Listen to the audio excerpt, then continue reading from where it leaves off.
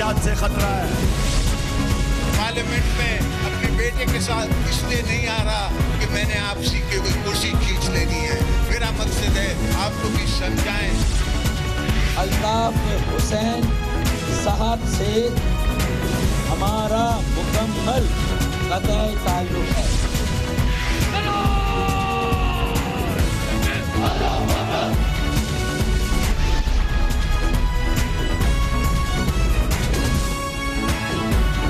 आप देख रहे हैं खबरों, तबसरों और तज्जियात पर मबनी पाकिस्तान का सबसे मोतबर न्यूज शो दुनिया, कामरान खान के साथ।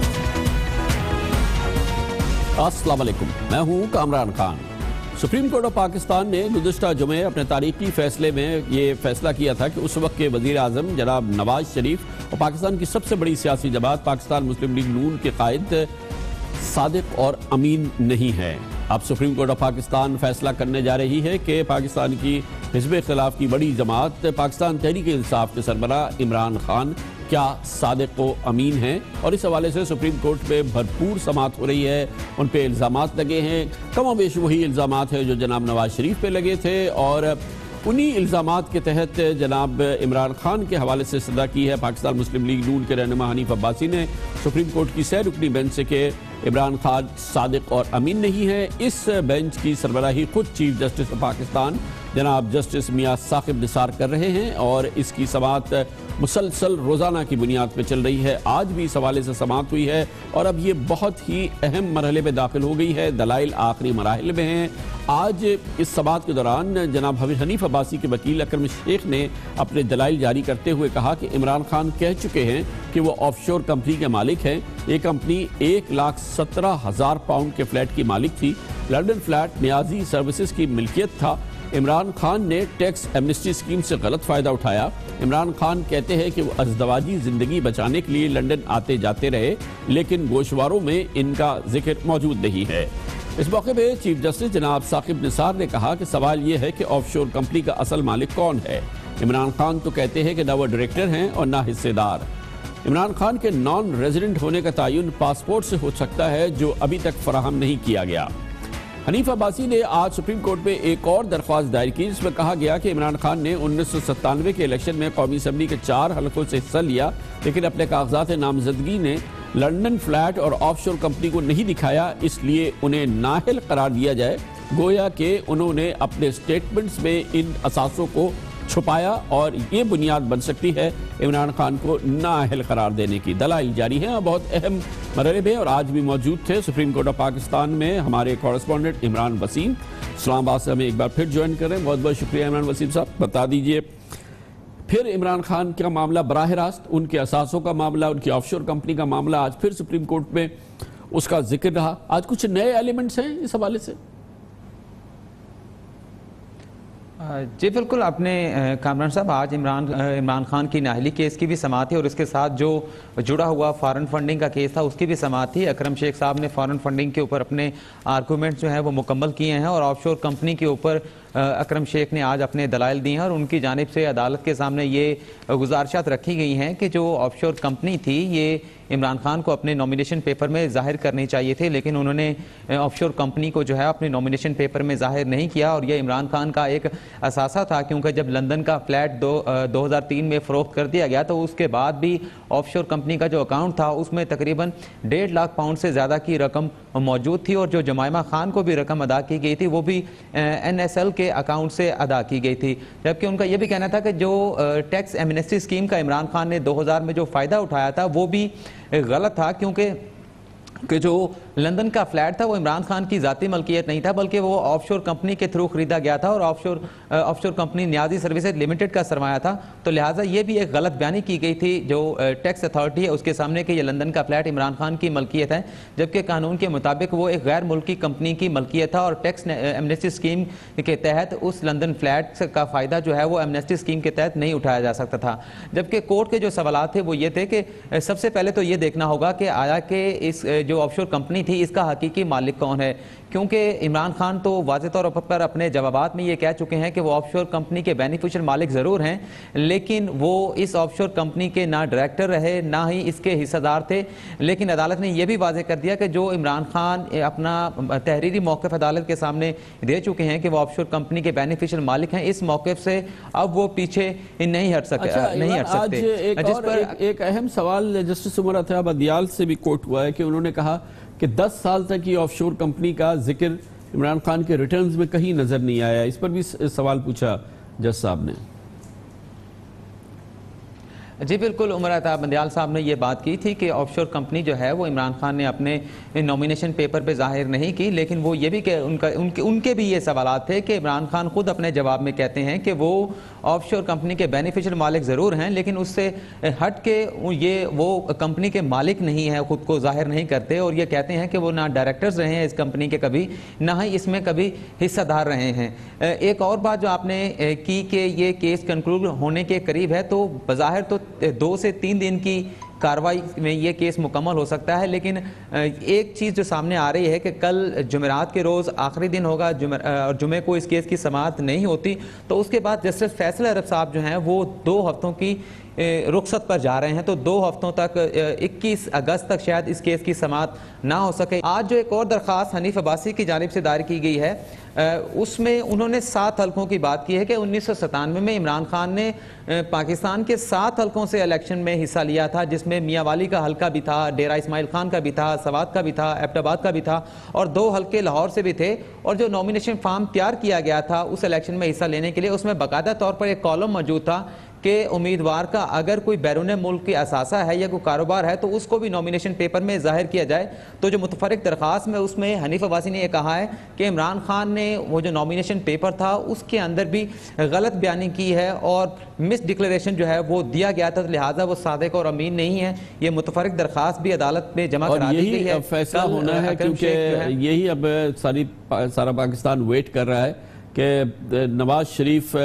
سابق وزیر اعظم صادق اور امین نہیں ہے، پاکستان کی سب سے بڑی سیاسی جماعت کے سربراہ، اور اب عمران خان کے صادق اور امین ہے یا نہیں، اور بہت ہی نازک مرحلے پہ یہ سماعت ہے، چاہے اس میں تعطل بھی آئے بیچ میں، لیکن بہرحال یہ بڑا کلیدی فیصلہ ہے جو کہ آئے گا کمرشل بریک، اس کے بعد ذکر کرتے ہیں۔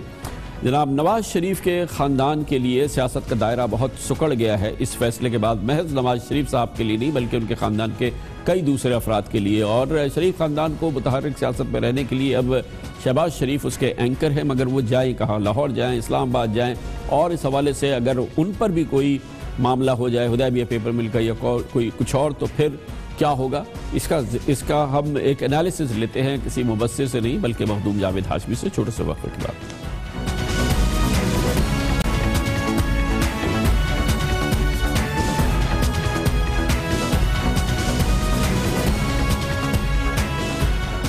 Welcome back. مبصرین اس بات پر متفق ہیں کہ شریف خاندان کے لیے، شریف خاندان کے ان تمام افراد کے لیے جو متحرک سیاست کرتے ہیں، ان کے لیے سپریم کورٹ آف پاکستان کا فیصلہ آنے کے بعد دائرہ سیاست سکڑ گیا ہے اور بہت محدود ان کے لیے گنجائش ہے کہ متحرک سیاست کرنے کی۔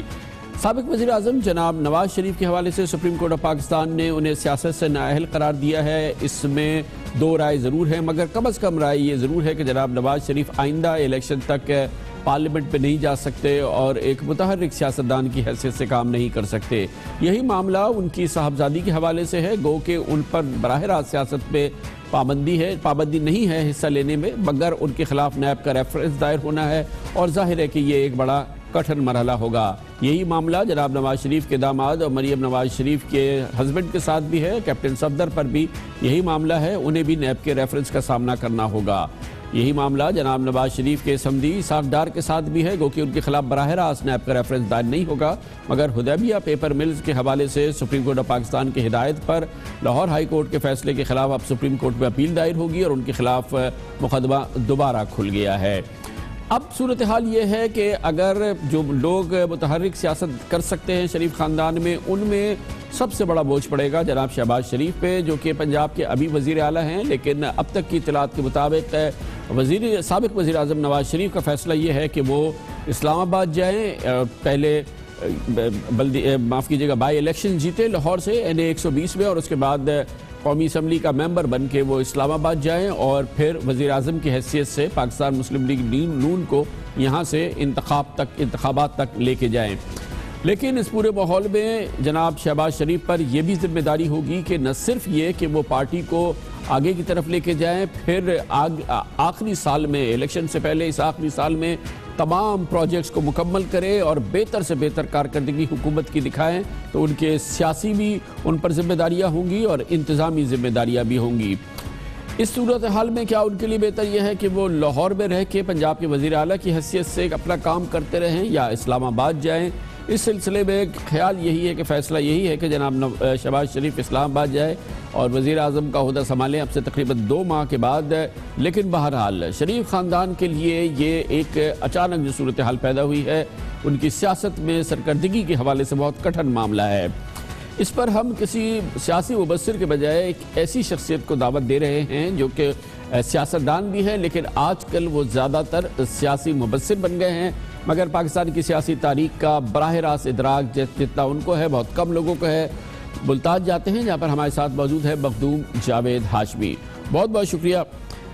جاوید ہاشمی صاحب۔ فرمائیے گا، ابھی تو ایک سوال مسلم لیگ نون کے اندر یہ ہے کہ لگتا یہ ہے کہ شہباز شریف اور ان کے کچھ ساتھی چاہتے ہیں، بہتر یہ ہے کہ موجودہ صورتحال میں شہباز شریف صاحب چیف منسٹر پنجاب رہیں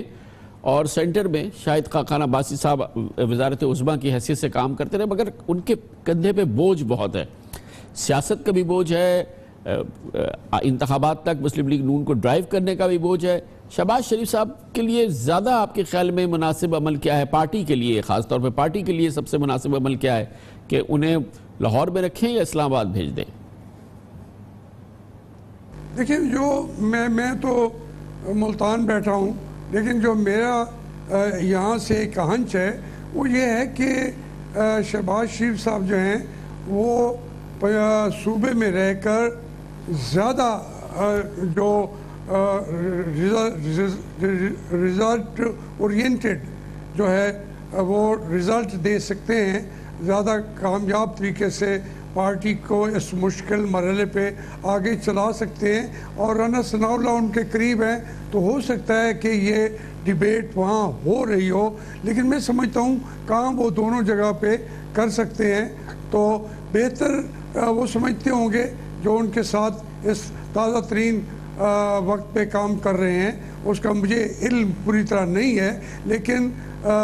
میری بھی تھوڑا سا، میں نے آپ سے عرض کیا کہ میری اوپینین جو ہے ٹلٹ ہوتی ہے کہ وہ پنجاب کے اندر رہیں تو زیادہ بہتر ہو۔ اچھا، کچھ لوگوں کا خیال یہ ہے کہ فی الحال تو شہباز شریف صاحب کے خلاف سپریم کورٹ کے فیصلے میں بھی کچھ نہیں ہے، جے آئی ٹی میں بھی ان کے خلاف کوئی بہت ایڈورس ریمارکس نہیں ہے، لیکن اگر کل کو ضرورت ہوئی تو حدیبیہ پیپر کے کیس میں یا مال ٹاؤن کیس کے اندر ان کے لیے مشکلات پیدا کی جا سکتی ہیں، وہ سخت مشکل میں پڑ سکتے ہیں۔ بعض لوگوں کا خیال یہ ہے کہ اگر ضرورت پڑی تو ان کو بھی راستے سے ہٹایا جا سکتا ہے۔ آخری شریف جو ایک مستحکم سیاست کر رہے ہیں، ان کو راستے سے ہٹا دیا جائے، وہ دروازے ابھی بند نہیں ہوئے ہیں۔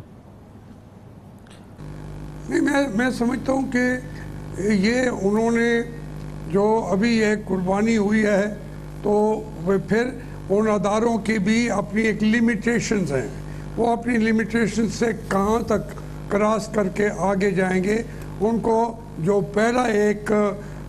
زخم لگے ہیں پارٹی پہ، فیملی پہ، لوگوں پہ، ان زخموں کو ابھی خود ان کو مرہم انہوں نے رکھنا پڑے گا۔ تو کیونکہ یہ جو ابھی فیصلہ ہوا ہے سپریم کورٹ کا، اس پر ہم لوگ جو ہیں آئینی طور پر حق رکھتے ہیں کہ اس کے اوپر ہم تبصرہ کریں۔ تو میں سمجھتا ہوں کہ وہ فیصلہ ناقابل قبول ہے ملک کے لیے بھی، اور لوگوں نے اپریشیٹ نہیں کیا، تو اس وجہ سے پھر ایک اور کوئی آگے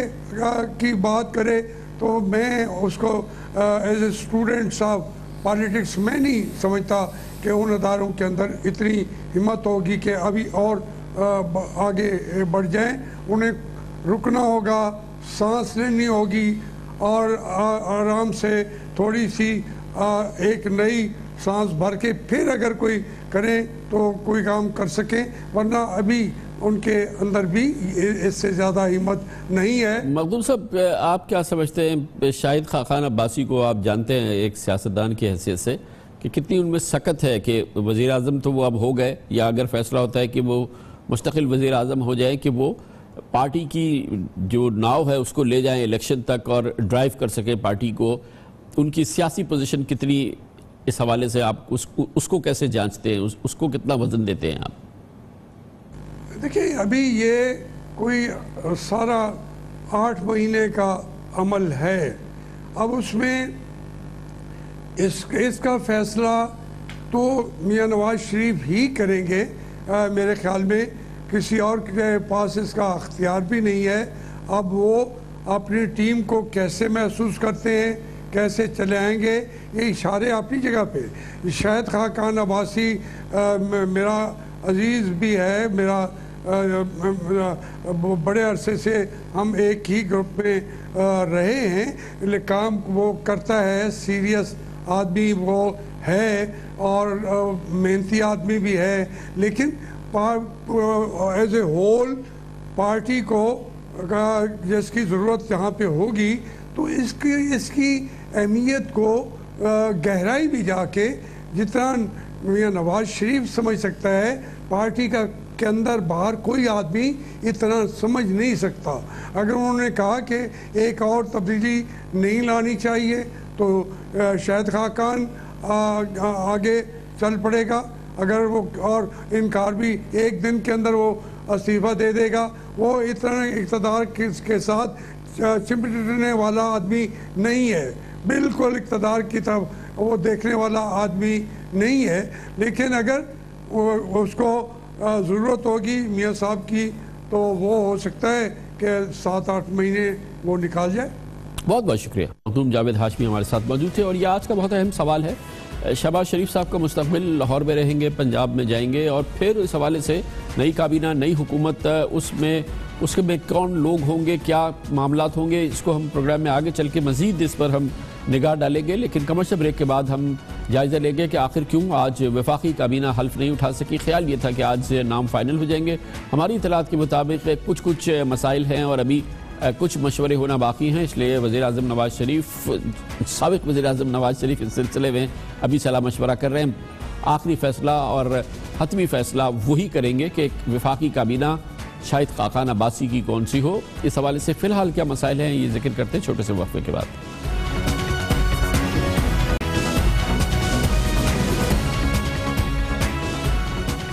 ویلکم بیک۔ آج کی سب سے اہم خبر یہ ہے کہ آج وفاقی کابینہ کو اپنا حلف اٹھانا تھا۔ نئی وفاقی کابینہ وزیر اعظم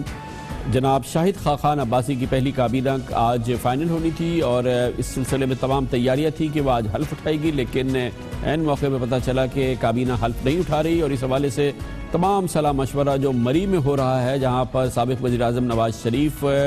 شہباز شریف اور ان کی پارٹی کے دوسرے اہم لوگ موجود ہیں، وہاں پہ اس حوالے سے شاید کچھ کلیدی فیصلے نہیں ہو سکے، جس کے بعد ابھی یہ بھی طے نہیں ہے کہ کل وفاقی کابینہ بن جائے گی یا نہیں، یا اس میں مزید تاخیر ہو سکتی ہے۔ تازہ ترین معلومات حاصل کرنے کے لیے اسلام آباد جاتے ہیں، جہاں پر موجود ہیں ہمارے بیورو چیف ابراہیم راجہ۔ بہت بہت شکریہ راجہ صاحب۔ آج تو طے تھا کہ آج کابینہ حلف اٹھائے گی، تو کچھ پتہ چلا کہ کیا مسئلہ کیا آ گیا؟ جی بالکل کامران خان صاحب، اگرچہ مسلم لیگ نون کا اب تک تو یہ فیصلہ ہے کہ شہباز شریف صاحب کو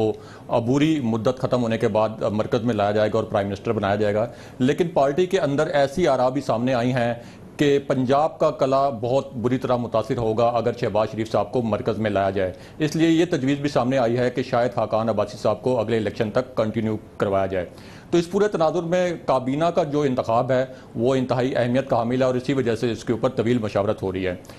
ہمارے ذرائع کے مطابق پارٹی کے اندر ایک مضبوط رائے یہ ہے کہ سابق وزیر خزانہ اسحاق ڈار کو دوبارہ وزارت نہ دی جائے، اور اس کی وجہ یہ کہی گئی ہے کہ چونکہ سپریم کورٹ یہ حکم دے چکی ہے کہ ان کے خلاف نیب میں ریفرنسز دائر کیے جائیں۔ اب اگر ان کو وزیر خزانہ نہیں بنایا جاتا تو پھر ظاہر ہے کہ ان کی جگہ کون وزیر خزانہ ہوگا. ہمارے ذرائع کے مطابق اس سلسلے میں خواجہ آصف کے نام پر غور ہوا ہے اور خواجہ آصف بینکر بھی رہ چکے ہیں, لیکن یہ بھی ایک مشکل فیصلہ ہے کیونکہ خواجہ آصف جو ہے وہ 4 سال سے وزارت پانی و بجلی کو دیکھ رہے ہیں اور اس حکومت کے لیے سب سے بڑا چیلنج ہی بجلی کے بحران کا خاتمہ تھا. تو آخری سال میں اس وزارت میں کوئی تبدیلی جو ہے وہ حکومت کے لیے کوئی آسان فیصلہ نہیں. اسی طرح ہمارے ذرائع کے مطابق اگرچہ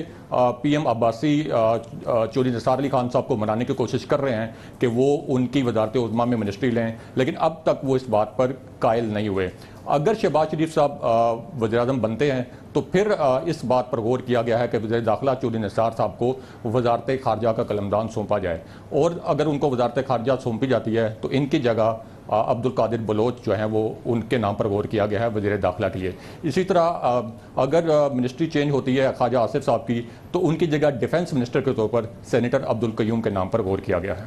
گویا کہ یہ سارے ابھی غور کے مرحلے ہیں,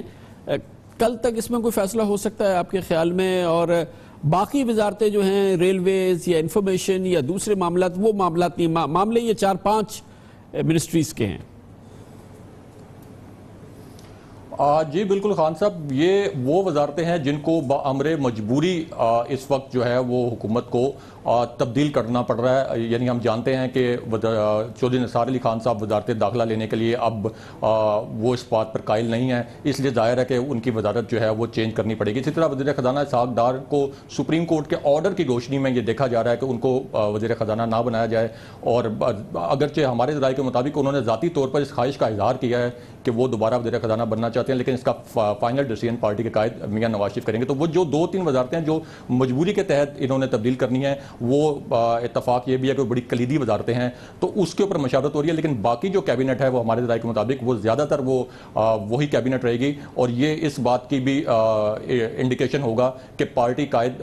میاں نواز شریف کی ٹیم ہی اس حکومت کو لے کے آگے چلے گی اور انہی کے احکامات کو پارٹی فالو کرے گی. بہت شکریہ. ابراہیم راجہ ہمارے ساتھ موجود تھے. بریک جس میں آپ نیوز ہیڈ لائنز بھی دیکھیں, اس کے بعد ہم اپنے پروگرام کے بقیہ حصے کے ساتھ واپس آتے ہیں.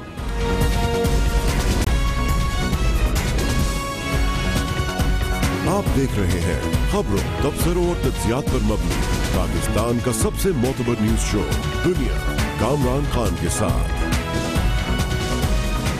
جمعے کو سپریم کورٹ آف پاکستان کا فیصلہ, جس کے ذریعے اس وقت کے وزیر اعظم نواز شریف کو ان کے عہدے سے فارغ کیا گیا, سیاست سے نااہل قرار دیا گیا, اور آئین کے جس شق کو اس کے لیے استعمال کیا گیا اور جن شقوں کے تحت ان کو صادق اور امین نہیں ہونا قرار دیا گیا, ہر لحاظ سے پاکستان کی تاریخ کا پہلا واقعہ ہے, غیر معمولی واقعہ ہے. اور اس کے بعد کئی مبصرین نے کہا کہ اب یہ وہ راستہ ہے جس کے ذریعے پارلیمان کے کسی بھی ممبر کے خلاف اور کسی بھی وزیر اعظم کے خلاف براہ راست کارروائی ہو سکتی ہے اور اسے اس کے عہدے سے ہٹا دیا جا سکتا ہے. تاریخ کے اس اہم ڈیولپمنٹ پر اب پہلا بڑا تبصرہ آیا ہے, جس کو ہم کہہ سکتے ہیں کہ پارلیمنٹ کا جواب آیا ہے سپریم کورٹ آف پاکستان کے اس فیصلے کے حوالے سے, اور پارلیمنٹ کا جواب دیا ہے چیئرمین سینٹ نے, جو اس لحاظ سے بلحاظ عہدہ سب سے اہم شخصیت ہے پارلیمنٹ کی. اور انہوں نے آج کوئٹہ میں ایک سیمینار سے خطاب کرتے ہوئے اس فیصلے کو آڑے ہاتھ لیا ہے. انہوں نے اسے تعبیر کیا ہے آئین کی متنازعہ شق جو ختم کر دی گئی 58(2)B سے. انہوں نے کہا کہ اب 58(2)B ختم ہونے کے بعد پارلیمان کے حوالے سے یہ ایک نیا طریقہ نکالا گیا ہے اس کے خلاف کارروائی کرنے کا. کبھی پارلیمان کو مارشل لا کی زد سے ختم کر دیا جاتا تھا,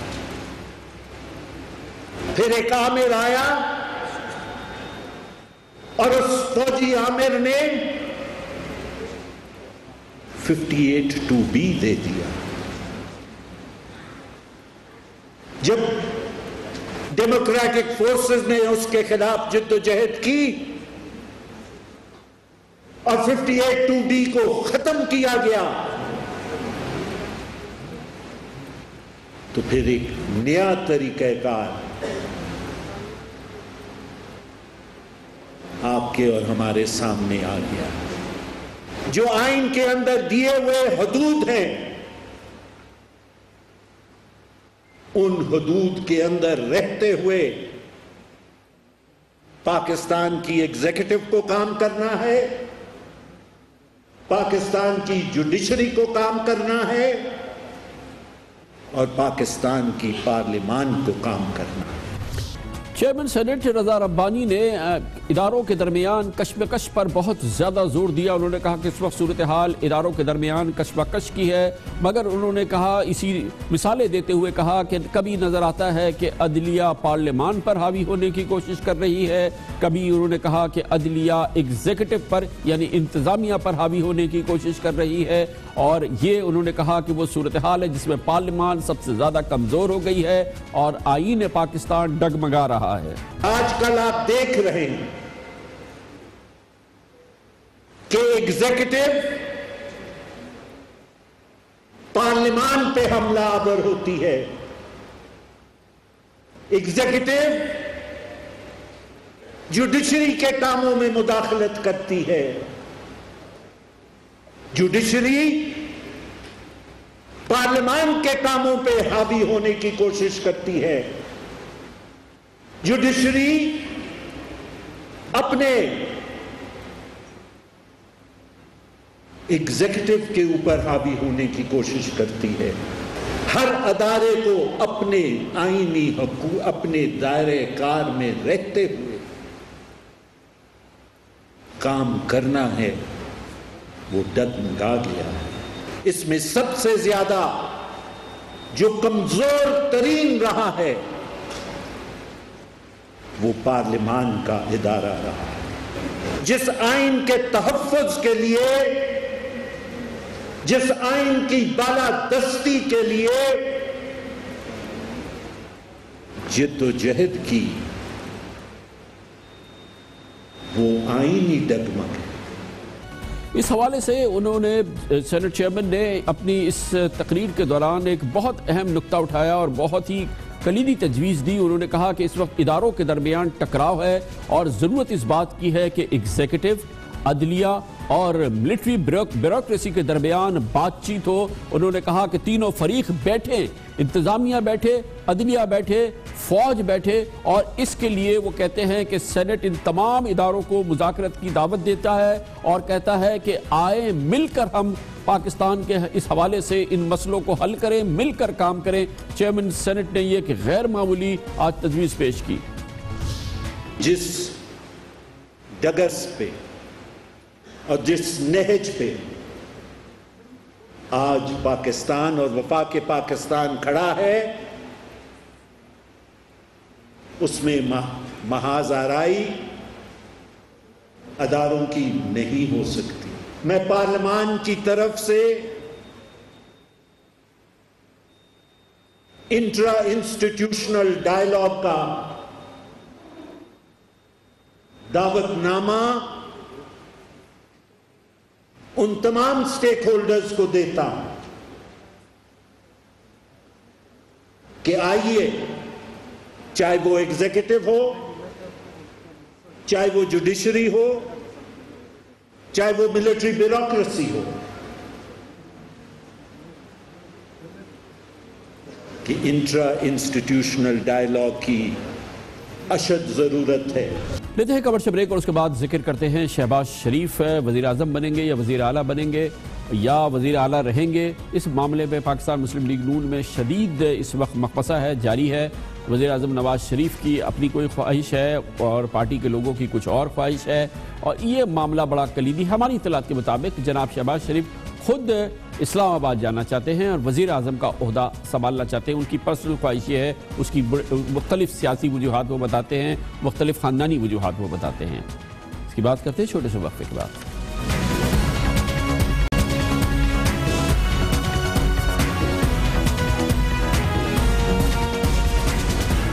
पाकिस्तान मुस्लिम लीग नून में जिसके कायद जनाब नवाज शरीफ सियासत से नाअहल हैं, वज़ीर आज़म के ओहदे से हटाया जा चुका है। उनके करीबी तमाम रिश्तेदार, जिसमें उनकी साहबजादी जिनके बड़ा सियासी मुस्तक़बिल लगता था, शदीद मसाइल उनके लिए हैं। जनाब इसाक़ डार के लिए मसाइल हैं, दामाद कैप्टन सफदर के लिए मसाइल हैं। अब ये गाड़ी आगे कैसे बढ़े? फैसले के बाद जो पाकिस्तान मुस्लिम लीग नून की मुशावरत हुई उसमें जनाब नवाज शरीफ ने खुद जनाब शहबाज शरीफ का नाम आइंदा वज़ीर आज़म के लिए तजवीज़ किया और फिर उस हवाले से ये बात सामने आ गई कि फ़ैसला ये हो गया है कि आइंदा 2 महीने के लिए जनाब शाहिद खाखान अब्बासी अबूरी वज़ीर आज़म होंगे और जनाब शहबाज शरीफ लाहौर में नवाज शरीफ साहब की खाली करदा नशिस्त पर इलेक्शन लड़ेंगे, बाई इलेक्शन, और उसके बाद वो पंजाब से मुंतकिल हो जाएंगे इस्लामाबाद, जहाँ पर वो मुस्तकिल वज़ीर आज़म की हैसियत से अपने ओहदे का हल्फ उठाएंगे। अब मुतज़ाद इत्तलात आ रही हैं। कुछ मुतज़ाद इत्तलात ये कह रही हैं कि शायद जनाब शाहिद खाखान अब्बासी ही मुस्तकिल वक्त के लिए पंजाब के, माफ़ कीजिएगा, पाकिस्तान के वज़ीर आज़म रहें जब तक कि इलेक्शन नहीं हो जाता, और जनाब शहबाज शरीफ की ज़रूरत लाहौर में, पंजाब में बहुत ज़्यादा है, ताकि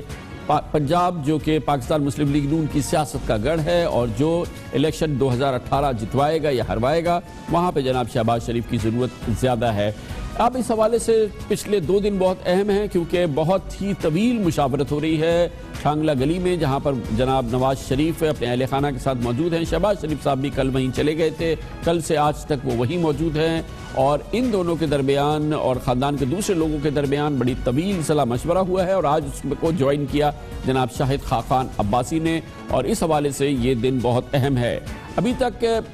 ये बात 100% यकीनी नहीं है कि जनाब शाहिद खाखान अब्बासी महज 2 माह के वज़ीर आज़म हैं या वो 9 या 10 महीने के वज़ीर आज़म हैं, और जनाब शहबाज शरीफ क्या लाहौर में ही रुक रहे हैं या बहरहाल वो 2 महीने बाद जाएंगे और एक और कायद अवान का इलेक्शन होगा जिसमें वो मुंतखब होंगे। ये बड़ी एक कॉम्प्लिकेटेड सिचुएशन है इस वक्त और बहुत अहम सवाल है। ये जानने के लिए लाहौर जाते हैं जहाँ पर बाखबर सहाफ़ी और अखबार और हमारे ग्रुप एडिटर, एग्जीक्यूटिव एडिटर जनाब सलमान गनी मौजूद हैं। बहुत बहुत शुक्रिया सलमान गनी साहब। क्या मालूमात है आपके पास इस हवाले से, क्योंकि उस दिन तो बड़ा वाशगाफ फैसले का हो चुका था ऐलान कि जनाब शहबाज शरीफ का नाम नवाज शरीफ साहब ने तजवीज़ किया है और वही मुस्तकिल वज़ीर आज़म होंगे और जुज़ वक्ती वज़ीर आज़म जो होंगे शाहिद खाखान अब्बासी होंगे। अब इसमें कुछ लग रहा है कि तज़ाद आ रहा है। जी कामरान साहब, नवाज शरीफ साहब के ख़िलाफ़ अदालती फ़ैसले के बाद जब पहली मुशावरत प्राइम मिनिस्टर हाउस में हुई थी और नवाज शरीफ साहब ने शहबाज शरीफ साहब का नाम लिया तो वहाँ पर क्लैपिंग हुई, और क्लैपिंग के फौरी बाद नवाज शरीफ साहब ने मुखातब करते हुए कहा अपने साथियों को कि फिर पंजाब की फ़िक्र करें। और उसके बाद पंजाब हाउस में जो मुशावरत हुई जिसमें यह कहा गया कि नवाज शरीफ साहब मुस्तकिल प्राइम मिनिस्टर होंगे और बुरी तौर पे शाहिद खाखान अब्बासी होंगे, तो कामरान साहब शाहिद खाखान अब्बासी ने जो आज मुंतखब प्राइम मिनिस्टर हैं, उन्होंने उस वक़्त नवाज शरीफ साहब के सामने इस राय का इज़हार किया था जिसमें शहबाज शरीफ साहब भी मौजूद थे कि हमें पंजाब की फ़िक्र करनी चाहिए, पंजाब हमारा सियासी मोर्चा है और मैं इसके हक़ में नहीं हूँ कि शहबाज शरीफ साहब ऊपर जाएं, मुझे आप अबूरी वज़ीर आज़म बनाएं या ना बनाएं, लेकिन मेरी राय ये है। अब दिलचस्प बात यह है कि इस वक्त जो शहबाज शरीफ साहब की जो प्राइम मिनिस्टरशिप के लिए नामजदगी ज़्यादा अहमियत की हामिल नहीं जितनी पंजाब के अंदर इन्हें अपनी सियासी कुव्वत को मजबूत रखना है। इसीलिए पंजाब के वज़ीर कानून राना सनाउल्लाह खान ने भी 2 रोज़ पहले ये बात मीडिया के सामने कही कि हमारा इंटरेस्ट पंजाब में ज़्यादा है और अगर शहबाज शरीफ साहब ऊपर जाएंगे तो पंजाब जो हमारा सियासी मोर्चा है और हमारे मुखालफिन के टारगेट पे है, इसकी कमजोरी हमारी पार्टी के मुफाद में नहीं है। ये जो हमें इत्तलात मिल रही है कि जनाब शहबाज शरीफ साहब की अपनी प्रेफरेंस भी इस वक्त यह है कि शायद उनकी ज़रूरत इस्लामाबाद में ज़्यादा है क्योंकि वहाँ पे मुख्तलिफ अवामिल पूरे करने हैं और हुकूमत को सन 2018 के इलेक्शन को वो ड्राइव करना चाहते हैं, उस तक पार्टी को और हुकूमत को ड्राइव करके बजाते खुद लेकर जाना चाहते हैं और वो समझते हैं कि पंजाब को तो वो देख सकते हैं वहाँ से भी, और वैसे भी पंजाब में वो इतने काम कर चुके हैं कि गाड़ी चल जाएगी। इसमें क्या इत्तला है कि शहबाज शरीफ साहब खुद एक्चुअली इस्लामाबाद जाने में इंटरेस्टेड है? कामरान साहब, आपने दुरुस्त कहा कि जहाँ तक शहबाज शरीफ साहब की बारे में राय है तो तासर यही है कि शहबाज शरीफ साहब भी मरकज़ में जाना चाहते हैं और शरीफ फैमिली के हवाले से भी जो उनकी पार्टी का एक ज़िम्मेदार अंसर है वो ये कहता नज़र आ रहा है कि शहबाज शरीफ साहब अगर ऊपर जाएंगे इस्लामाबाद तो इस्टेब्लिशमेंट से तल्लुकात भी बेहतर होंगे और शहबाज शरीफ साहब इस्लामाबाद भी देख लेंगे और पंजाब को भी कंट्रोल कर लेंगे चूँकि पंजाब के अंदर उनकी गिरफ्त है। लेकिन एक और अंसर भी पार्टी के अंदर मौजूद है, उनका ये कहना है कि کہ پنجاب میں شہباز شریف صاحب کی مضبوط گرفت آنے والے انتخابات کے حوالے سے اہم ہے، لہٰذا یہ دو آراء ہیں جو پارٹی کے اندر چل رہی ہیں، حتمی فیصلہ نواز شریف صاحب کا ہی ہوگا۔ ویسے بھی کہ آپ کیا سمجھتے ہیں کہ شاہد خاقان عباسی کا انتخاب کیا جناب نواز شریف نے؟ بالکل متوقع تھا، ہم خود اس کا ذکر کرتے رہے، بہت پہلے سے کر رہے ہیں کہ جو متوقع امیدوار ہوں گے شاہد خاقان عباسی، تو جب انہوں نے ان کو جز وقتی وزیر اعظم کے لیے چنا تو یقینی طور پہ ان کا، کیونکہ پہلے جانشین تو وہی ہوئے، یہ شاہد خاقان عباسی کیوں جناب نواز شریف کی پہلی چوائس تھے اپنے جانشین کے لیے؟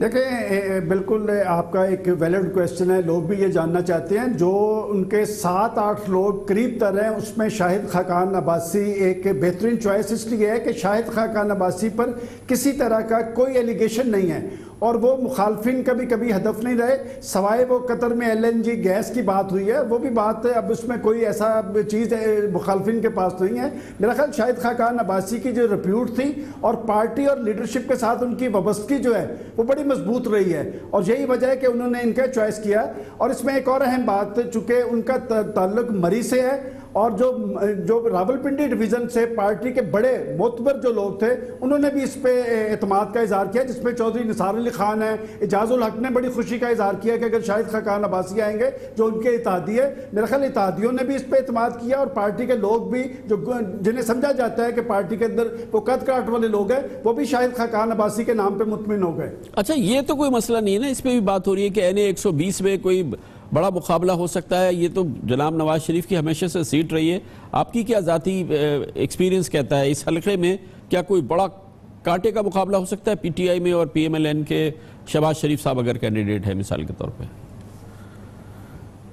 کامران صاحب، یہ شروع سے نواز شریف صاحب کی سیٹ رہی ہے، یہ پہلے NA 95 تھا، اب یہ NA 120 بنا ہے اور یہ ایک مضبوط سیٹ ہے نواز شریف صاحب کی، اور اس میں میرا نہیں خیال کہ کوئی کانٹے کا مقابلہ ہوگا، اس لیے کہ جب ایک شخص کو نامزد پرائم منسٹر کہا جائے تو ہمارے پنجاب کے اندر کلچر یہ ہے کہ جب ایک شخص کو نامزدگی ہو جائے کسی بڑے منصب پہ تو مخالفین بھی اس کے ساتھ آ ملتے ہیں، لہٰذا میں نہیں سمجھتا کہ 120 میں کوئی کانٹے کا مقابلہ ہو۔ البتہ اس حوالے سے جو تیاریاں ہو رہی ہے، ایک اہم میٹنگ ہوئی ہے، اس میں ایک تجویز آئی ہے کہ صرف شہباز شریف صاحب کو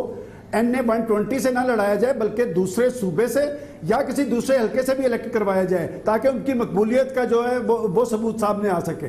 بہت بہت شکریہ، جناب سلمان غنی ہمارے ساتھ موجود تھے۔ یہ ہے ایک تجربے کی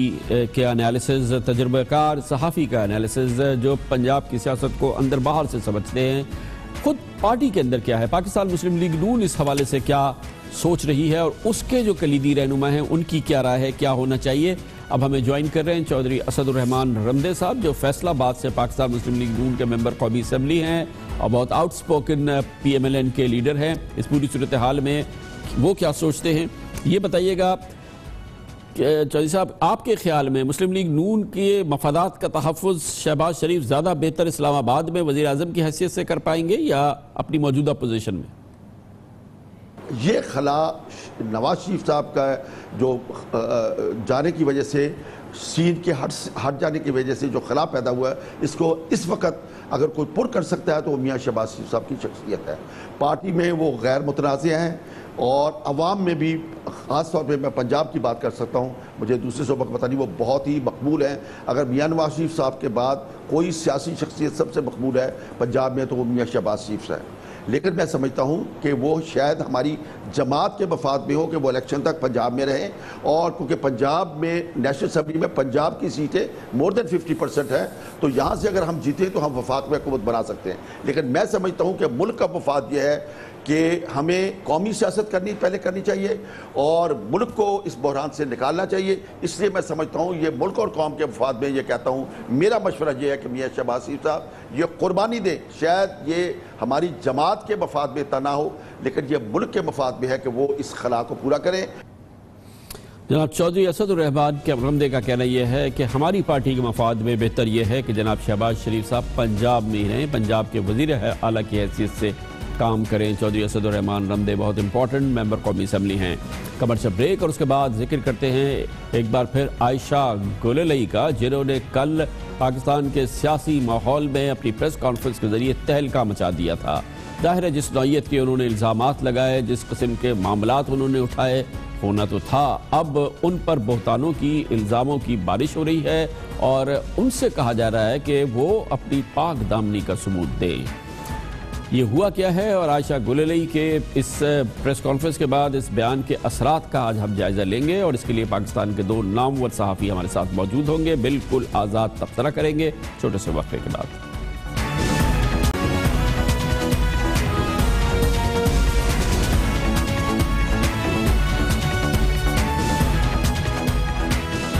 پاکستان تحریک انصاف کی ممبر قومی اسمبلی عائشہ گلالئی نے کل سیاسی ماحول میں ایک تہلکہ برپا کر دیا جب انہوں نے ایک پریس کانفرنس کی اور عمران خان اور پاکستان تحریک انصاف پر انتہائی سنگین الزامات عائد کیے۔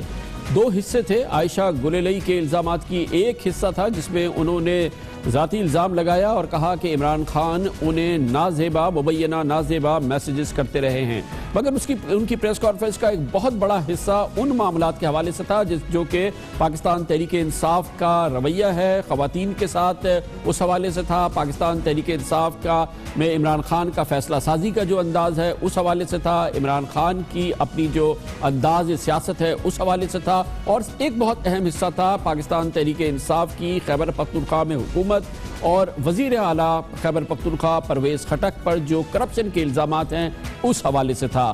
کلیدی بات یہ ہے کہ جو معاملات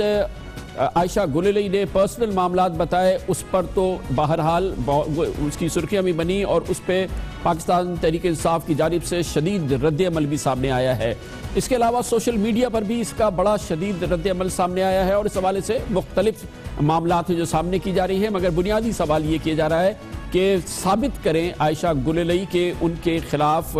یہ کری اس قسم کے میسیجز آئے تھے، نازیبا میسیجز آئے تھے، یا ان کو کسی ہیرسمنٹ کا سامنا کرنا پڑا، اور جو اس حوالے سے آج کا جو اس حوالے سے جو سب سے اہم بات ان سے پوچھی جا رہی ہے کہ اس کا ثبوت دے۔ لیکن ان کی پریس کانفرنس کا بڑا حصہ ان معاملات کے حوالے سے تھا جو کل ہم نے اپنے پروگرام میں تفصیل سے بتایا، جس پر عائشہ گلالئی تنہا پی ٹی آئی کی رہنما نہیں ہے جو بات کر رہی ہیں۔ خواتین سے نازیبا سلوک کے حوالے سے کل ہم نے آپ کو بتایا کہ خود شیریں مزاری اس کی بھرپور شکایت کر چکی ہیں اور وہ خود کہہ چکی ہیں کہ اس قسم کے معاملات ہو رہے ہیں۔ عمران خان کی انداز حکمرانی اور ان کی انداز سیاست پہ خود شیریں مزاری شکایت کر چکی ہیں، برملا بھرپور انداز سے کر چکی ہیں۔ پی ٹی آئی کے اندرونی معاملات جس انداز سے چلائے جا رہے ہیں، بانی رکن فوزیہ قصوری اس پر کس قسم سے احتجاج کر چکی ہیں۔ پی ٹی آئی سے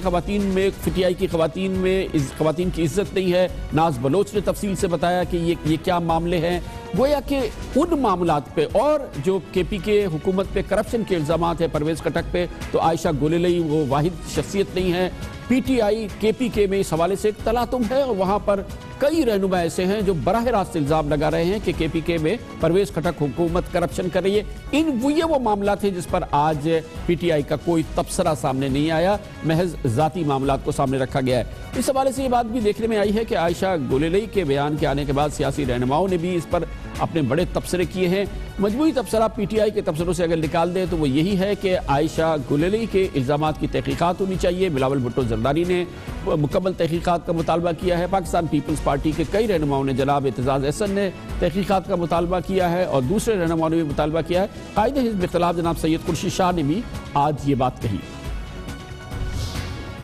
جو اس میں بات کی ہے عورت ہے، اور عورت کبھی بھی اپنے اوپر الزام کوئی نہیں لگانا چاہتی۔ اس نے اگر کچھ کہا ہے تو اس کی انویسٹیگیشن ہونی چاہیے کہ کیا حقیقت ہے کیا حقیقت نہیں ہے۔ اگر ایسی بات ہے تو قابل افسوس ہے، قابل افسوس بھی ہے، قابل جرم بھی ہے، اور جو عورتیں ہمارے معاشرے میں ان قسم کی ایکٹیویٹیز میں نہیں آتی ان کا ریزن بھی یہی ہوتا ہے۔ بہرحال کل عائشہ گلالئی کی پریس کانفرنس کے بعد جیسا کہ میں نے آپ کو بتایا ان پر مختلف الزامات بھی سامنے آئے۔ ایک بہت ہی سنسنی خیز الزام سامنے آیا، وہ تھا ایک ٹویٹ جو کہ سوشل میڈیا پہ سرکولیٹ کیا، اور اس میں پاکستان کے ممتاز سینئر صحافیوں میں سے ایک سابق ایڈیٹر اور انتہائی معزز صحافی جناب عارف نظامی کا ایک بیان سامنے آیا، جس میں کہ وہ کسی پروگرام میں کہہ رہے ہیں کہ عائشہ گلالئی نے دراصل 50 کروڑ روپے پاکستان مسلم لیگ نون سے لیے اور پھر انہوں نے یہ پریس کانفرنس کی ہے۔ اس قسم کے الزامات सामने आए हैं आयशा गुलेलई का, और इस हवाले से अब हम बात करते हैं उनकी प्रेस कॉन्फ्रेंस और उसके हवाले से जो भी रद्द अमल है। हमने पाकिस्तान के 2 नामवर सहाफ़ियों को दावत दी है। हमारे साथ मौजूद है जनाब आरिफ निज़ामी, इंतहाई सीनियर सहाफ़ी, और इस स्कैंडल में जो बात सामने आई है वो अभी हम आरिफ निज़ामी साहब से पूछेंगे। और हमारे ग्रुप एडिटर जनाब सुहेल वड़ाइच हमारे साथ मौजूद है, वो किसी तारुफ के मोहताज नहीं है। आरिफ निज़ामी साहब, पहले तो ये बता दीजिए कि आज कल रात से एक सेंसेशन है, एक सनसनी थी टेलीविज़न प्रोग्राम के हवाले से जिसका क्लिप चल रहा था सोशल मीडिया पे, फिर वायरल हो गया वो। जो आपको क्लिप सोशल मीडिया पे चला, वो जिसको ट्रंप कहते हैं ना फेक न्यूज़, वो फेक न्यूज़ के ज़मरे में आता है कि आपने एक मेरी क्लिप को जो मैंने कल बात की थी, उसमें से पहले वाला हिस्सा जिसमें मैंने कहा था कि ये अंदरीप अब्बास ने मुझे अभी बताया स्टूडियो के अंदर कि जी हमारी ख़वातीन को 50 करोड़ रुपए ऑफर किया जा रहा है लॉयल्टी बदल करने के लिए, और इसीलिए ये आयशा गुलेलई को भी ऑफ़र किया गया। और उसके इसी क्लिप के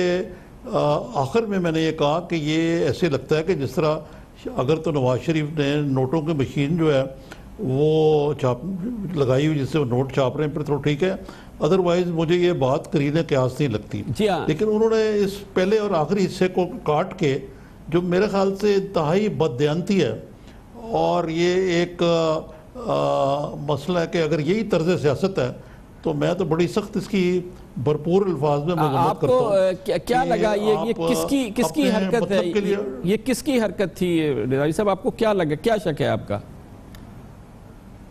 देखें, वो मुझे तो नहीं मिलाइन करना चाहते उनकी हरकत थी, लेकिन वो मेरे क्रेडिबिलिटी के बेसिस पे ये साबित करना चाहते थे कि आयशा गुलेलई जो हैं वो कोई इंडिपेंडेंट पार्टनर नहीं, बल्कि उनको इतनी रिश्वत दी गई है। जो मैंने तो कहीं कहा भी नहीं कि भी उनको दी गई। मैंने कहा ये पीटीआई की जो खातून है वो अंदरीप अब्बास वो ये इल्ज़ाम लगा रही है। अच्छा, अब हम ऐसा कर लेते हैं कि हम निज़ामी साहब हम इसको मामले को ठीक करते हैं और हम आपको तमाम पाकिस्तानी अवाम को वो आपका पहला हिस्सा जो कि आप कह रहे हैं फेक, वो सुनाते हैं, और जो असल है वो सुनाते हैं। पहले सुनते हैं फेक। कीमत बहुत ज़्यादा हो गई है, पीटीआई की इतनी वैल्यू हो गई है कि इन ख्वातीन को 50 करोड़ रुपए ऑफर किए जाते हैं। अच्छा। और पीएमएलएन ने इनको 50 करोड़ रुपए दिए हैं या देने वाली है। ये सारा ड्रामा क्रिएट करने के लिए, ये इस ड्रामा करने के लिए। जब आरिफ निज़ामी साहब से ये बात चलेगी तो पूरे पाकिस्तान में फैल गई कि ये आरिफ निज़ामी कह रहे हैं कि 50 करोड़ रुपए दिए गए आयशा गुलेलई को, और वो बेचारी किस किस्म के माहौल में फंस गई है। और ये सोशल मीडिया पे होता क्या है ये आपने सुन लिया आरिफ निज़ामी साहब का, अब हकीकत क्या है वो सुन लीजिए। अभी मुझे स्टूडियो में अंदलीप अब्बास मिली जी, उन्होंने कहा जी कि हमारी कीमत बहुत ज्यादा हो गई है। अच्छा। हम सबको पीटीआई की इतनी वैल्यू हो गई है कि इन ख्वातीन को 50 करोड़ रुपए ऑफर किए जाते हैं। अच्छा। और पीएमएलएन ने इनको 50 करोड़ रुपए दिए हैं या देने वाली है। ये सारा ड्रामा क्रिएट करने के लिए, ये इस ड्रामा करने के लिए। अब पता नहीं अगर ये मियां नवाज शरीफ के जो पार्टी है उनके पास अगर नोट छापने की मशीनें हैं तो ये ठीक होगा, लेकिन otherwise I will be rather sceptical about this. ये होता है सोशल मीडिया में, ये ट्विस्टिंग होती है, और ये दौर है जो अब शुरू होने वाला है। आयशा गुलेलई के हवाले से बेचारी अभी कह रही थी कि मैं आरिफ निज़ामी पे मुकदमा दायर करूंगी। निज़ामी साहब आप बताइए कि ये प्रेस कॉन्फ्रेंस करके आयशा गुलेलई ने पेंडोरा बॉक्स खोला ना खोला, मगर अपनी ज़ात के लिए तो एक तबाहकुन सूरत हाल पैदा कर ली ना। जैसे कि अभी खुर्शीद शाह साहब कह रहे थे कि कोई औरत इस किस्म अपने आप को इस किस्म के इल्ज़ामात के हवाले नहीं करती है। आप क्या समझती हैं क्यों किया आयशा गुलेलई ने ये सब कुछ? ये कामरान खान साहब, ये देखें मैंने कल भी अर्ज़ किया था कि ये पहला मौका है कि किसी इतने नामवर पार्टी के सरबराह जो पाकिस्तान के सबसे बड़े क्राउड पुलर हैं, और वो क्रेडिट लेते हैं कि उन्होंने नवाज शरीफ को फारिग कराया, और शायद ये ठीक भी हो बात किसी हद तक, लेकिन किसी के ख़िलाफ़ इस तरह के इल्ज़ाम नहीं लगे तो ज़ाहिर है एक मजबूरी की हालत में उस खातून ने इल्ज़ाम लगाया। जैसे आपने खुद ही कैटेगराइज कर दिया, जो सियासी इल्ज़ाम हैं उनकी भी और जो ज़ाती इल्ज़ाम है उनकी भी बाकायदा इंक्वायरी होनी चाहिए। اور پہلے تو انہوں نے اس کو شیریں مظاہری صاحبہ کا اپنا توہین میز تھا کل، انہوں نے اپنے ساتھ جو خواتین تھیں پی ٹی آئی کی ان کو کہا جی آپ کو تو تمیز ہی نہیں ہے بیٹھنے کی، میڈیا سے بات کرنے کی. تو یہ ایٹیٹیوڈ ہے کہ وہاں پہ ایک ایلیٹسٹ جو ہے نا بنی گالا کے ارد گرد، وہ باقی لوگوں کو اور صحافیوں کو بھی سمجھتے ہیں کہ سب یہ سیلیبل کومیڈیٹی، جس طرح میرے بارے میں بھی یہ ایک قسم کی چیزیں ہوتی ہیں. اور آپ یہ دیکھیں کہ خان صاحب آپ کو بھی تجربہ ہوگا، جب ہم پروگرام کر کے اٹھتے ہیں تو گالی گلوچ کا ایک تومار ہوتا ہے سوشل میڈیا پہ، یعنی کہ سوائے ان لوگوں کے اور کسی کی انٹیگریٹی نہیں ہے. اب ہونا تو یہ چاہیے کہ کیونکہ انہوں نے خود لیگل نوٹس دے دیا ان کو محترمہ کو، اور محترمہ کو چاہیے کہ وہ سارا کچھ سامنے رکھیں کہ یہ ٹیکسٹ میسیجز جو ہیں یہ مجھے گئے ہیں، تاکہ دودھ کا دودھ اور پانی کا پانی ہو. اگرچہ میں پھر بھی یہ سمجھتا ہوں کہ ذاتیات کو سیاسیات میں نہیں لانا چاہیے، لیکن جہاں اگر ذاتیات اور سیاسیات کو خود ہی گڑبڑ کر دیا جائے تو آشا غریلئی بھی میرے خیال سے بوجو مجبور ہو گئی کہ وہ اپنی سہیل وڑائی صاحب آپ فرمائیے گا کہ کیا آپ ان لوگوں میں شامل ہیں جو سمجھتے ہیں کہ کسی بڑی وجہ سے، کسی جو الزامات لگا رہی ہیں یا جو وہ کر رہی ہیں، وہ کسی نے ان کو آمادہ کیا ہے کہ کسی نے، جیسے کہ آپ دیکھ رہے ہیں سوشل میڈیا میں، ان کو پیسے دیے، ان کو کہا کہ تم اس قسم کی یہ ساری بات کرو، اور یہ سارا جو ہے وہ کسی ایک سازش کے تحت کر رہی ہیں؟ کیا ممکن ہے ایسا؟ ممکن ہے بھی اور ممکن نہیں بھی. فرض کریں کہ سازش بھی ہے، لیکن اگر سازش کے باوجود اگر یہ الزام اسٹیبلش ہو جاتا ہے اور تو ویسے ملک کے قانون کے مطابق یہ جرم ہے، تو پھر اس کی تحقیقات ہونی چاہیے. تو سازش تو تب ہوتا ہے کہ حقیقت نہ ہو اور اس کو حقیقت بنایا جائے. اگر وہ ایک اہم بات یہ ہے کہ جو ان کا ایک حصہ ان کا ذاتی ہے، اور باقی انہوں نے بڑے کیٹیگوریکل سیاسی معاملات سامنے رکھے، جس کا کہ ثبوت اس لحاظ سے موجود ہے کہ پی ٹی آئی میں یہ باتیں منون شیریں مظاہری کرتی رہی ہیں، فوزیہ قصوری کرتی رہی ہیں، ناز بلوچ کرتی ہوئی چلی گئی، ابھی ان کے ممبران پارلیمنٹ کے پی کے بالکل یہی کرپشن کی باتیں کر رہے. تو اس کو بھی تو کچھ وزن ہونا چاہیے نا، اس کا بھی تو کوئی رد عمل ہو. ماروی میمن صاحبہ کا بھی یہی پوائنٹ آف ویو تھا. صرف ایک چیز جو تضاد ہے وہ یہ نظر آتا ہے کہ بھئی ایک دن پہلے آپ ان سے ملنے بھی گئی ہیں، جلسے میں نعرے بھی لگا رہی تھیں، ایک دن کے اندر کیا تبدیلی آئی ہے؟ جبکہ آپ کہتے ہیں کہ مجھے پہلی کال جو ہے، پہلا ٹیکسٹ جو ہے وہ 2013 میں آیا. تو اتنا عرصہ کیوں ویٹ کیا؟ اس کی کوئی سالڈ ریزن انہیں دینی چاہیے. اچھا، ایک ادارے میں یا ایک تعلق میں، ایک رشتے میں آپ یہ تو نہیں ہوتا نا وڑائی صاحب کہ بس کل یہ بات ہو گئی تھی تو آج ہم نے چھوڑ دیا. ایک سلسلہ تو ہوتا ہے کہ یہ ہوا تھا اس زمانے میں، یہ ہوا، پھر یہ ہوا، پھر میں اس نتیجے پہ پہنچی یا پہنچا کہ میں اس چیز کو چھوڑ دوں، ادارے کو چھوڑ دوں، پارٹی کو چھوڑ دوں، تعلق کو چھوڑ دوں. ایک اس کا بلڈ اپ تو ہوتا ہے. آپ ہر ایک سے کہہ سکتے ہیں کہ آپ نے اس دن کیوں نہیں چھوڑا. نہیں، یہ نہیں بات یہ ہے کہ انہوں نے جس طرح کل میں نے پریس کانفرنس بڑے غور سے سنی، انہوں نے یہ کہا کہ پہلا ٹیکسٹ 2013 میں آیا، اور پھر جو آخری بات انہوں کی ایک دن پہلے کی میٹنگ کی کہی، اور درمیان میں انہوں نے کہا کہ جی میں اب میٹنگز میں نہیں جاتی تھی. لیکن اس دوران کیا ہوا؟ کیا وہ اس دوران اس وجہ سے نہیں جاتی رہیں یا کوئی اور تلخی تھی؟ پھر کل کیوں ملنے گئیں؟ اور اس سے پہلے وہ تحریک انصاف میں اتنی ایکٹیو رہیں. تو یہ بہت سارے ابھی اس کے اندر ایسے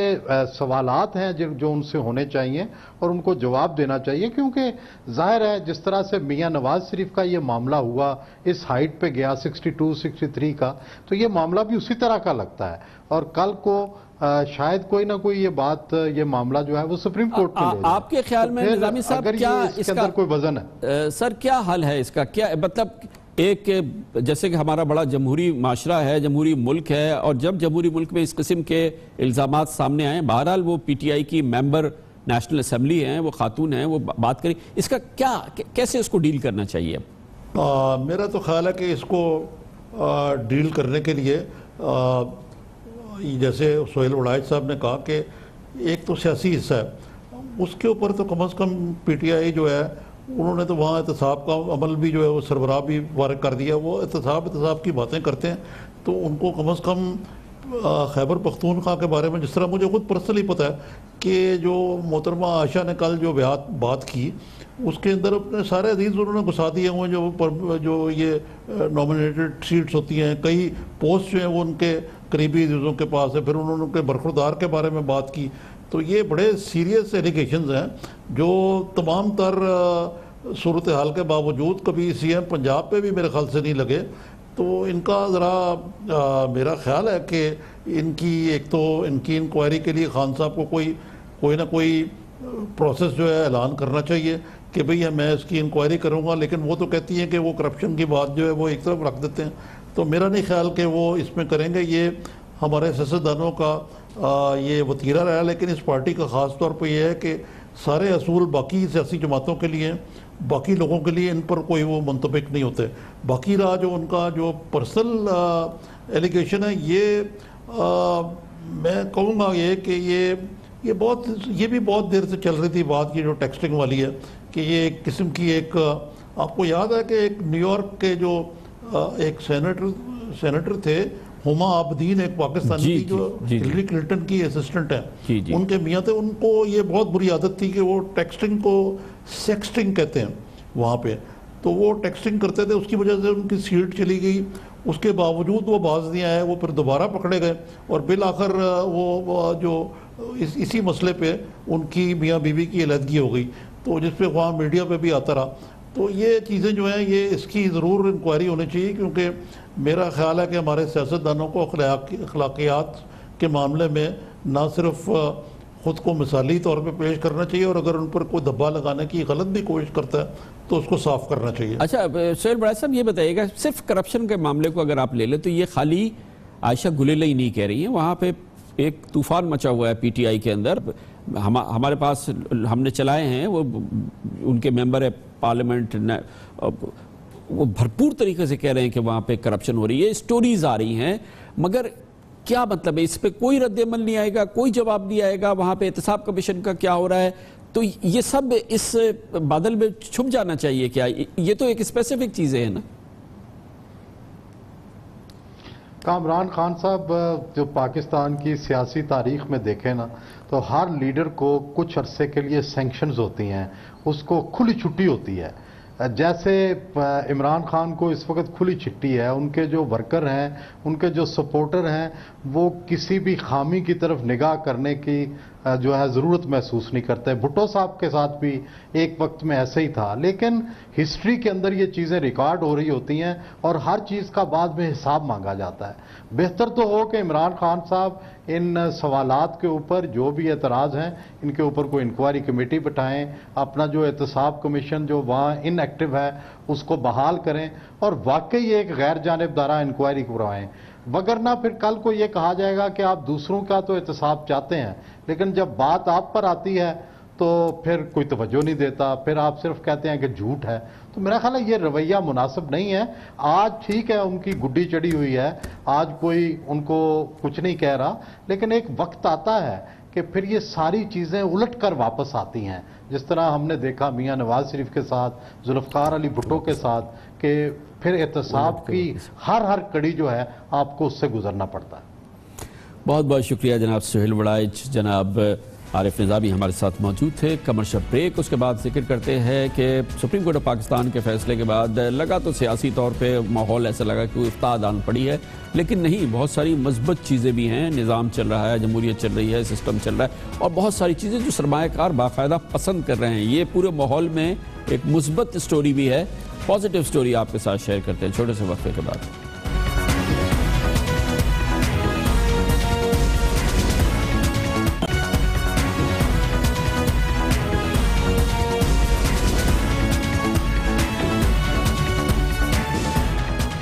گزشتہ جمعے کو سپریم کورٹ آف پاکستان نے اپنے تاریخی فیصلے سے اس وقت کے وزیر اعظم جناب نواز شریف کو سیاست سے نائل قرار دیا. ان کی وزارت عظمیٰ بھی ختم ہو گئی اور پاکستان کی وفاقی کابینہ بھی اسی لحاظ سے تحلیل ہو گئی.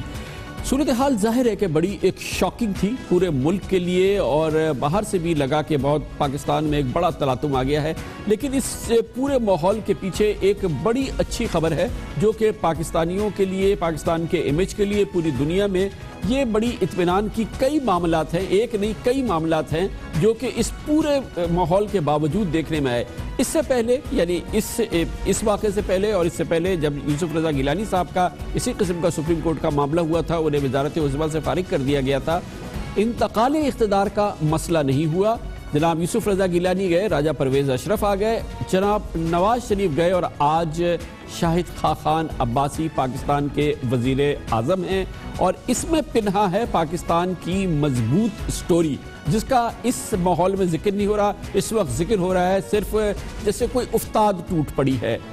ضرور سیاسی تلاطم ہے، ایک زلزلہ آیا ہوا ہے، لیکن اس کے باوجود یہ بہت اہم بات ہے کہ جناب میاں محمد نواز شریف کو نااہل قرار دینے کے بعد بھی آج پاکستان میں جمہوری نظام جاری و ساری ہے، بھرپور انداز سے جمہوریت چل رہی ہے۔ اس میں جناب نواز شریف کو اور ان کی پارٹی کو بھی کریڈٹ جاتا ہے کہ جنہوں نے اس فیصلے کو ضرور ناپسندیدہ، انتہائی ناپسندیدہ قرار دیا، مگر اس پر عمل کیا، اور فیصلے کے آنے کے چند گھنٹوں کے اندر جناب نواز شریف نے اپنے عہدے سے خود استعفیٰ دے لیا۔ اس کے علاوہ ایک بہت اہم بات یہ ہے کہ مسلم لیگ نون نے اس پر بیانات جاری کیے، سخت باتیں کی، مگر نہ کوئی احتجاجی جلسہ کیا، نہ کوئی جلوس کیا، نہ ہی سپریم کورٹ کے خلاف سڑکوں پر کوئی احتجاجی مظاہرہ دیکھنے میں آیا۔ بہت پازیٹیو بات ہے، اور یہ پاکستان میں جمہوری نظام کو اس معاملے نے اس رسپانس نے بڑا مضبوط کیا ہے۔ اس کے علاوہ جناب نواز شریف کی نااہلی کے بعد جناب شاہد خاقان عباسی کا قومی اسمبلی میں باقاعدہ انتخاب ہو گیا ہے، انتقال اقتدار انتہائی احسن انداز میں ہو گیا ہے، فیڈرل کیبنٹ کل نہیں تو پرسوں آ جائے گی، اور اسی پورے معاملے کو chief of army staff general Qamar Javed Bajwa نے اپنے اطمینان کا اظہار کیا اور کہا کہ جمہوریت آگے بڑھ رہی ہے۔ اس حوالے سے یہ بات بھی بہت اہم ہے کہ حزب اختلاف کے رہنما عمران خان کا بھی احتساب اس وقت جاری ہے، ان کو کیسز کا سامنا ہے، سپریم کورٹ آف پاکستان فیصلہ کرے گی کہ وہ صادق ہیں، امین ہیں یا نہیں ہیں، اور یہ پورے ماحول کے اندر ہم نے دیکھا کہ یہ ہے پاکستان میں نظام چل رہا ہے، جمہوریت چل رہی ہے، سسٹم چل رہا ہے، اور اس کو سرمایہ کار پسند کرتے ہیں، ان کے نزدیک تلاطم نہیں آنا چاہیے، اور شاید یہی وجہ ہے کہ جناب نواز شریف کے جانے کے بعد پاکستان سٹاک مارکیٹ میں کوئی بڑی تباہی نہیں آئی۔ پاکستان سٹاک مارکیٹ جو ہے وہ بیرومیٹر ہوتا ہے، اس میں اب تک پچھلے 5 دنوں کے دوران جمعے سے لے کے اب تک بلکہ 1037 پوائنٹس کا اضافہ ہو چکا ہے، اور اس کی ساری وجہ یہ ہے کہ ملک میں سیاسی عدم استحکام کی ایک لہر کے بعد معاشی عدم استحکام کی کوئی بڑی صورتحال نظر نہیں آ رہی۔ اس پورے معاملے میں بات کرنے کے لیے ہم نے اسٹوڈیوز میں دعوت دی ہے پاکستان کے انتہائی کلیدی سرمایہ کار عارف حبیب گروپ کے چیئرمین جناب عارف حبیب ہمارے ساتھ موجود ہیں۔ بہت شکریہ عارف حبیب صاحب۔ ویسے تو خیال یہ تھا کہ ایک بڑا تلاطم پیدا ہو جائے گا، سیاسی تلاطم تو پیدا ہوا، لیکن اقتصادی میدان کے اندر آپ لوگوں نے بڑے ہمت سے کام لیا ہے، اور اس کو مطلب کوئی بڑی پریشانی شدید نہیں ہوئی ہے۔ کامران نے بہت صحیح کہا کہ لوگوں کو تشویش تھی،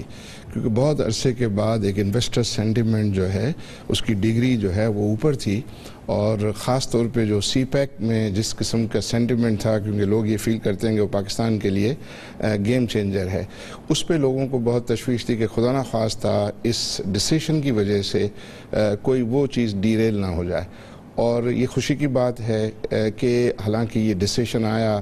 پرائم منسٹر جو ہے وہ ڈی سیٹ ہوئے، اس کے باوجود کسی قسم کی جو ہے وہ ڈسٹربنس نہیں ہوئی، کسی قسم کی ڈسٹربنس نہیں، آپ نے بالکل صحیح کہا، کوئی ٹرمول نظر نہیں آیا، اور اس کو جو ہے جس پارٹی کے خلاف فیصلہ آیا اس نے بھی اس پہ ناپسندیدگی کا اظہار ضرور کیا، لیکن اس کو ایکسیپٹ کیا۔ یہ آئی تھنک ہماری جمہوریت کی میچورٹی کی علامت ہے۔ پاکستان جو ہے وہ پچھلے کچھ عرصے سے میں سمجھتا ہوں یہ پازیٹیو ہے کہ جو کورٹوں کے ڈیسیشن جو ہے وہ مانے جاتے ہیں، اور اس پر جو ہے وہ عمل کیا جاتا، چاہے اس کو وہ ایگری کرتے ہوں کہ نہ کرتے ہوں۔ اور آپ نے بالکل صحیح کہا کہ بزنس مین جو ہے وہ انویسٹرز یہ چاہتے ہیں کہ کسی قسم کا ڈسٹرپشن جو ہے وہ نہ ہو، رول آف دا گیم جو ہے امپائر نے اگر فیصلہ دیا ہے اس کو جو ہے عمل کریں، چاہے وہ اس سے آپ اگری کرتے ہوں کہ نہ کرتے ہیں۔ پالیسیز کی کنٹینیوٹی بھی رہے گی obviously۔ جی بالکل، اور اس سے جو پارلیمنٹ جو ہے وہ کنٹینیو ہونا، اسی پارٹی کی جو ہے وہ میجورٹی گورنمنٹ۔ اس میں ایک امپورٹنٹ چیز یہ ہے کہ اپوزیشن پارٹیز نے بھی پہلے سے کہہ دیا تھا کہ جناب نواز شریف کے اگر فیصلہ آ جاتا ہے خلاف تو ظاہر ہے کہ ان کو رخصت ہونا پڑے گا، لیکن اسمبلیز اپنی پوری مدت پوری کریں، الیکشنز اپنے وقت پر ہوں، یہ تمام چیزیں اپوزیشن نے انشور کی تھی، تو وہ بھی آپ دیکھ رہے ہیں کہ کنٹینیوٹی اسمبلیز کی اور پھر ہم الیکشن کی طرف جا رہے ہیں 2018 کے. جی اس کی ریئلائزیشن آئی تھنک ان کو بھی تھی, اور میں تو اکثر یہ کہتا تھا کہ یہ جو تلاطم ہے وہ زیادہ جو ہے وہ میڈیا پہ اور ٹیلی ویژن میں جو ہے وہ زیادہ تھا, لیکن جنرلی لوگ جو ہے یہ کہہ رہے تھے کہ بھئی جو بھی یہ فیصلہ ہے اور اگر یہ سسٹم جو ہے وہ کنٹینیو کرتا ہے تو اس پہ جو ہے وہ لوگوں کو تشویش کم ہو جائے گی, اور اس سے آئی تھنک یہ کنٹینیوٹی سے جو ہے وہ پاکستان کو فائدہ ہوگا, اور جو بھی چینج آئے وہ الیکشن کے ذریعے جو ہے وہ چینج آئے تو اس کو لوگ جو ہے وہ پسند کرتے ہیں. اچھا امیدیں بھی ہیں کیونکہ اب ظاہر ہے کہ جناب نواز شریف چلے گئے, لیکن بڑا کرٹیکل یہ اگلے 9-10 مہینے ہیں, پھر الیکشن میں جانا ہے, پھر پی ایم ایل این کو الیکشن لڑنا ہے, پھر جو نیا وزیر اعظم آتا ہے آبویسلی وہ اپنے آپ کو ثابت کرے گا, محنت کرے گا. عباسی صاحب ہیں یا پھر اس کے بعد اگر شہباز صاحب آتے ہیں یا عباسی صاحب بھی کنٹینیو کرتے تو یہ وہ بھی ایک اس کا بھی شاید اوور آل فائدہ ہوگا, کیونکہ ایکٹیویٹی اور وائبرنسی اور پھر وائنسی اور یہ تمام چیزیں شاید ہم دیکھیں کیونکہ ظاہر ضرورت ہے اس وقت کی. جی میں سمجھتا ہوں کہ اگر ہر چیز رولز آف دا گیم کے مطابق چلے تو اگر کوئی چینج بھی آتا ہے وہ رولز آف دا گیم کے مطابق ہو تو لوگ اس کو جو ہے وہ مائنڈ نہیں کرتے اور بلکہ اس کو اچھا محسوس کرتے ہیں. تو میں سمجھتا ہوں کہ تمام جو سسٹمز ہیں وہ سسٹمز اپنے طریقے سے جو ہے وہ چلیں, اور جو لا آف دا لینڈ ہے اس کے مطابق جو ہے وہ چیزیں چلیں. اب یہ ہو سکتا ہے کہ بھئی وہ کچھ فیصلے ہوں جس کے اوپر کسی کو جو ہے وہ